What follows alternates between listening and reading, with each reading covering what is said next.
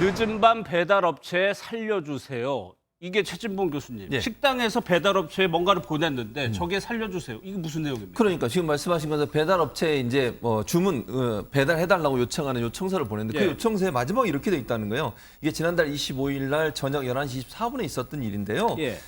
주문서에 주소를 쭉 적고 맨 끝에다 살려주세요 라고 네. 적어놓은 거예요. 그러니까 배달업체 관계자가 이걸 보고 경찰에 신고를 했어요. 깜짝 놀라죠. 그렇죠. 왜냐하면 예. 누가 감금이 돼 있나 아니면 누가 지금 위험에 빠져 있나 식당에 있는 사람 중에 누군가가 지금 엄청나게 어려운 상황에 빠져 있구나 이런 생각을 하고 경찰에 신고를 하고 3초 동안 정말 몸이 부들부들 떨릴 정도로 두려웠다고 해요. 아, 배달업체 예, 관계자가. 배달업체 관계자. 그래서 신고를 했고 그게 그 결과 다른 얘기로 전개가 되는 상황이 됐습니다. 예. 한민경 변호사님, 이거를 딱 봤을 때, 아, 이거 뭔가 범죄에 연루된 거 아니냐? 오만 가지 생각이 들었을 것 같아요. 본 네, 사람은. 그렇죠. 사실 신고를 받은 경찰 역시도 이게 강력 사건인 것으로 이제 의심을 해서 바로 출동을 했고요. 예. 관할 파출소에서 이제 경찰차가 2대씩이나 이제 출동을 했습니다.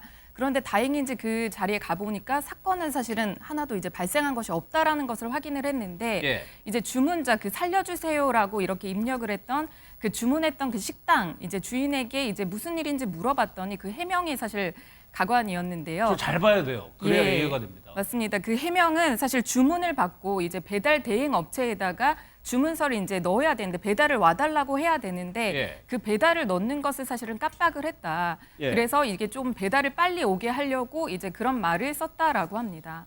김현주 평론가, 그러니까 실제로 뭐 위급한 상황이 아니고 조금 배달 빨리 해보려고 저렇게 썼다는 얘기입니까? 그렇죠. 그러니까 흔히 우리가 이제 최근에 그런 아주 좀 흉폭한 사건들이 많다 보니까 이런 걸로 어떤 그런 구조의 손길을 원하는 것이 아닌가라고 이해를 했다는 것인데 실제 우리가 배달앱에 음식을 주문할 때 소비자 입장에서 뭐 요청사항 같은 걸 적잖아요. 뭐 예. 벨 누르지 말아주세요. 뭐 이런 걸 쓰지 않습니까? 그렇죠. 예. 그런데 식당에서는 배달 업체에 이제 그것을 원할 때 어떤 또 특별한 요청 사항이 있을 수가 있는데 그 배차를 너무 늦게 넣었다는 거예요. 그러니까 빨리 좀 와줬으면 좋겠다라는 뜻에서 살려주세요, 빨리 좀 와주세요. 왜 우리가 보통 말할 때 이제 그렇게 하잖아요. 막 예. 급할 때, 좀 살려주세요. 뭐 이런 식으로 전달을 했으나 그 뉘앙스가 전달이 안 되고 예. 정말 위급한 상황으로 전달이 됐다는 그러니까 거죠. 식당 주인은 그렇게 해명을 했지만은 딱 그 얘기만 듣고 보면 오해할 수밖에 없는데 박성배 변호사님, 그래가지고 경찰까지 출동을 해서 공권력이 일단 동원되는 상황이 있었는데 네네.